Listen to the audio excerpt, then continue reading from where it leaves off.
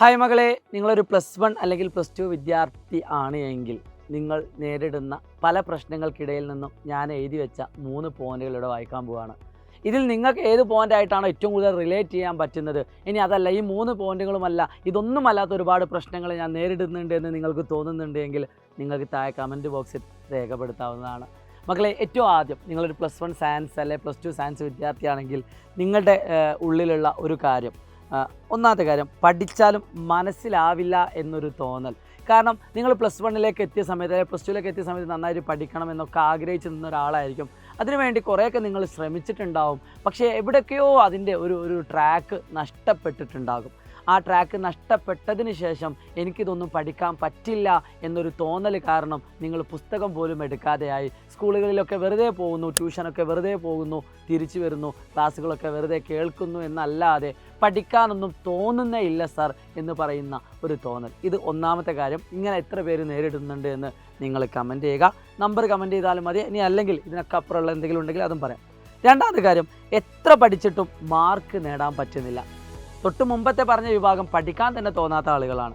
രണ്ടാമത്തെ വിഭാഗം ആളുകൾ കുറേ പഠിക്കാൻ തോന്നിയിട്ടില്ലെങ്കിൽ ഞാൻ പഠിക്കാൻ ശ്രമിക്കുന്നുണ്ട്, കുറേയൊക്കെ പഠിക്കുന്നുമുണ്ട്, പക്ഷേ പരീക്ഷയ്ക്ക് എഴുതുന്ന സമയത്ത് എനിക്ക് മാർക്ക് സ്കോർ ചെയ്യാൻ പറ്റുന്നില്ല. അത് വലിയൊരു പ്രശ്നമാണെന്ന് വെച്ചാൽ വലിയൊരു പ്രശ്നമാണ്.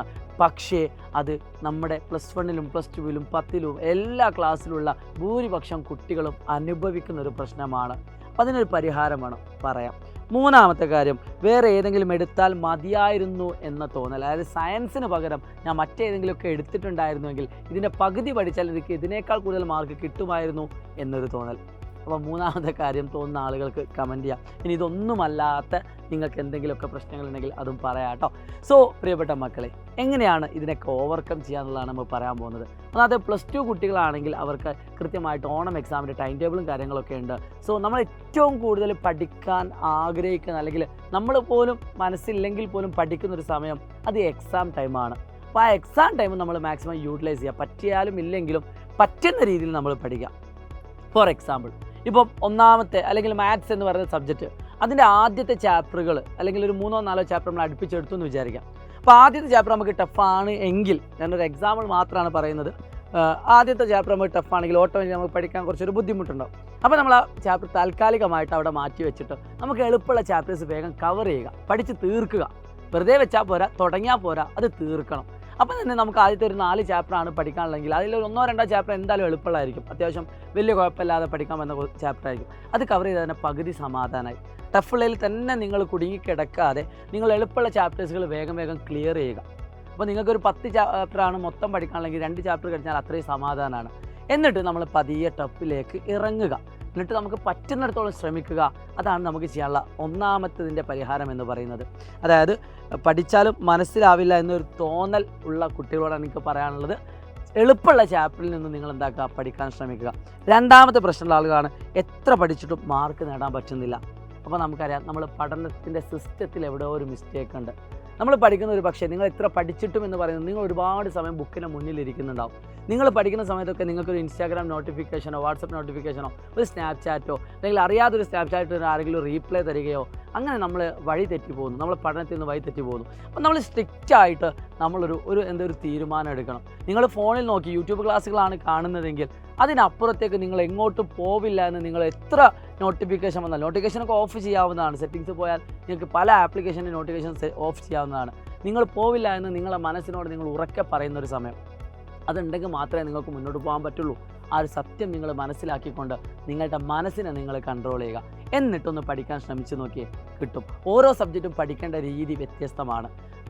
ഇപ്പോൾ മാത്സ് എടുക്കുകയാണെങ്കിൽ, ഫിസിക്സ് എടുക്കുകയാണ്, അല്ലെങ്കിൽ കെമിസ്ട്രി എടുക്കുകയാണ്, എൻ്റെ അഭിപ്രായത്തിൽ ഈ 3 സബ്ജക്റ്റ് ആണെങ്കിലും നിങ്ങൾ എഴുതി പഠിക്കുന്നതാണ് ഏറ്റവും നല്ല കാര്യം. നിങ്ങൾ പഠിച്ച് എന്ന് അല്ലെങ്കിൽ നിങ്ങൾ വായിച്ച് നോക്കുന്ന സമയത്ത് നിങ്ങൾക്ക് മനസ്സിലാവും, പക്ഷേ അത് പരീക്ഷയ്ക്ക് നിങ്ങൾക്ക് ഓർത്തെടുക്കാൻ ബുദ്ധിമുട്ടായിരിക്കും. ഒരു സൈക്കോളജി പ്രകാരം നമ്മൾ എഴുതുന്ന സമയത്ത് ഓട്ടോമാറ്റിക്കലി നമ്മൾ ബ്രെയിനും വർക്ക് ചെയ്യും. അത് ഓട്ടോമാറ്റിക്കലി ബ്രെയിനിലേക്ക് റെക്കോർഡ് ആവുകയൊക്കെ ചെയ്യും. അത് നിങ്ങൾക്ക് വീണ്ടും റിവൈസ് ചെയ്യാനൊക്കെ സഹായിക്കും. അതുകൊണ്ട് നമ്മൾ എഴുതി പഠിക്കുന്നത് എപ്പോഴും ഒരു സൈക്കോളജിക്കലി നല്ലൊരു മെത്തേഡാണ്. അപ്പോൾ നിങ്ങൾ പഠിച്ച കാര്യങ്ങൾ ഇനിയിപ്പോൾ അല്ലെങ്കിൽ നോക്കി വായിച്ചതിന് ശേഷം ഒരു തവണയെങ്കിലും അല്ലെങ്കിൽ 2 തവണയെങ്കിലും എഴുതി പഠിക്കുക.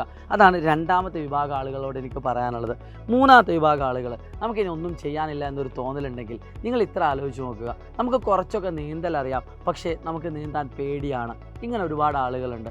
എന്നാൽ നിങ്ങളൊരു കുളത്തിലേക്ക് വീണു, നിങ്ങൾ ശ്വാസം മുട്ടി മരിക്കാൻ പോകുന്ന സമയത്ത് ഉറപ്പായിട്ടും നിങ്ങളൊന്ന് കൈയിട്ടടയ്ക്കുകയും നിങ്ങളെ കൊണ്ടാവുന്ന അത്രയും നിങ്ങൾ നീന്താൻ ശ്രമിക്കുകയും ചെയ്യുന്നത് യാതൊരു സംശയവുമില്ല. അത് തന്നെയാണ് മൂന്നാമത്തെ ആളുകൾ എനിക്ക് പറയാനുള്ളത്. ഈ സയൻസ് എന്ന് പറയുന്നത് ഒരു കുളമാണ്. ആ കുളത്തിലേക്ക് നീന്തൽ അറിയാതെയാണ് നമ്മൾ വന്നത്. കുറച്ചൊക്കെ നീന്തൽ അറിയാം, ഒന്ന് പിടയ്ക്കാനെങ്കിലും നമ്മൾ ശ്രമിക്കണം എന്നാണ് എനിക്ക് പറയാനുള്ളത്.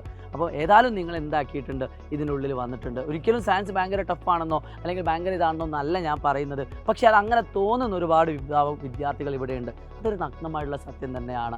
സോ മക്കളെ, നമ്മൾക്കൊണ്ടാവുന്ന അത്രയും നമ്മൾ ശ്രമിച്ചുകൊണ്ട് നമ്മുടെ ഒരു വർഷം അല്ലെ 2 വർഷം നമ്മൾ ഒരിക്കലും വേസ്റ്റ് ചെയ്യാൻ പാടില്ല.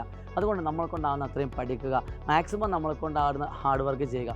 എപ്പോഴും ഞാൻ പറയുന്നത് നിങ്ങളുടെ മാർക്കിനേക്കാളൊക്കെ അപ്പുറത്താണ് നമ്മുടെ ഹാർഡ് വർക്കിൻ്റെയും നമ്മുടെ സ്കില്ലിൻ്റെയും റിസൾട്ട് എന്ന് പറയുന്നത്. നിങ്ങളുടെ ലൈഫിനെ തീരുമാനിക്കുന്നത് ഒരിക്കലും നിങ്ങളുടെ മാർക്കല്ല എന്നാണ് എൻ്റെ പേഴ്സണൽ ഒപ്പീനിയൻ. കാരണം എൻ്റെ ലൈഫിൽ ഞാൻ പഠിച്ചൊരു കാര്യം, എനിക്ക് മാർക്കിനേക്കാൾ കൂടുതൽ എൻ്റെ ലൈഫിൽ എനിക്ക് ഉപകാരപ്പെട്ടത് ഞാനെടുത്ത സ്കില്ലുകളാണ്. അതിനുവേണ്ടി ഞാനെടുത്ത ഹാർഡ് വർക്ക് തന്നെയാണ്. അത് തന്നെയാണ് നിങ്ങളോട് എനിക്ക് പറയാനുള്ളത്. നമ്മുടെ ചുറ്റുവട്ടത്തേക്ക് നോക്കുന്ന സമയത്ത് ഒരുപാട് മാർക്കുള്ള ആളുകളൊന്നും അല്ല ഏറ്റവും ഉയരത്തിലേക്ക് വരുന്നത് എന്ന് കരുതി അവർ വരുന്നില്ല എന്നൊരു അർത്ഥം ഇതിനില്ല കേട്ടോ. അവർ വരുന്നുണ്ട്. അതിനേക്കാളൊക്കെ അപ്പുറത്തേക്ക് ഹാർഡ് വർക്കും സ്കില്ലുള്ള ആളുകൾക്കാണ് ഏറ്റവും കൂടുതൽ സാധ്യതകളുള്ളത്. അപ്പോൾ പഠിക്കുന്നതിനോട് കൂടെ തന്നെ ഇതും കൂടി ഡെവലപ്പ് ചെയ്യാൻ പറ്റുകയാണെങ്കിൽ നിങ്ങളത് വേറെ ലെവലായിരിക്കും. ഒരുപാട് മാർക്കും അതിൻ്റെ കൂടെ സ്കില്ലും അതിൻ്റെ കൂടെ ഹാർഡ് വർക്കും ഒക്കെ ഉണ്ടെങ്കിൽ അത് വേറെ ലെവൽ തന്നെയാണ്, ബിയോണ്ട് ദി ലിമിറ്റ് എന്നൊക്കെ പറയാം. സോ ഈ 3 കാര്യങ്ങളും നിങ്ങൾക്ക് കൃത്യമായിട്ട് നേരിടാൻ പറ്റുന്നൊരു കാര്യമാണ്. അവിടെയൊക്കെ നമുക്ക് ആവശ്യം നമ്മുടെ മനസ്സ് തന്നെയാണ്. അപ്പോൾ മനസ്സിനെ നമ്മൾ കൺട്രോൾ ചെയ്യുക, എന്നിട്ട് എനിക്ക് പഠിക്കണം എന്നൊരു ബോധം നമ്മുടെ ഉള്ളിൽ നിങ്ങൾ ഉത്തേജിപ്പിക്കുക. ഉറപ്പായിട്ടും നല്ലൊരു റിസൾട്ട് നിങ്ങൾക്ക് നേടാൻ പറ്റും. ഈ വരുന്ന ഓണം എക്സാമിന് നിങ്ങൾ നല്ലൊരു മാർക്ക് സ്കോർ ചെയ്തുകൊണ്ട് നിങ്ങൾ അടിപൊളിയാക്കുക. ഇപ്പോൾ +1 വിദ്യാർത്ഥികളാണെങ്കിൽ ഒരു പക്ഷേ അവർക്ക് എക്സാമുകൾ ഉണ്ടാവാറില്ല. പക്ഷേ യൂണിറ്റ് ടെസ്റ്റ് ആകുമ്പോഴൊക്കെ മാക്സിമം പഠിച്ചുകൊണ്ട് ഓരോന്ന് കവർ ചെയ്തുകൊണ്ട് നിങ്ങൾ പഠിക്കാൻ ശ്രമിക്കുക. നിങ്ങൾക്ക് പഠിച്ചാൽ, നിങ്ങൾക്ക് ശ്രമിച്ചാൽ ഉറപ്പായിട്ടും ഒരിക്കൽ വിജയം നേടുമെന്നത് യാതൊരു സംശയവും വേണ്ട. ഷാഹിദ് റംസാൻ പ്രസാദിലാണ്. നിങ്ങളുടെ എല്ലാ ഫ്രണ്ട്സിനും ഈ വീഡിയോ അയച്ചു കൊടുക്കുക. സൈലത്തിൻ്റെ ക്ലാസ്സുകൾ കാണാൻ പറയുക. നമ്മുടെ ക്ലാസ്സുകളൊക്കെ റൺ ചെയ്തുകൊണ്ടിരിക്കുന്നുണ്ട്. അതൊക്കെ കണ്ടാൽ നിങ്ങൾക്ക് കുറേ കാര്യങ്ങൾ മനസ്സിലാവുന്നത് യാതൊരു സംശയവും വേണ്ട കേട്ടോ. ബൈ.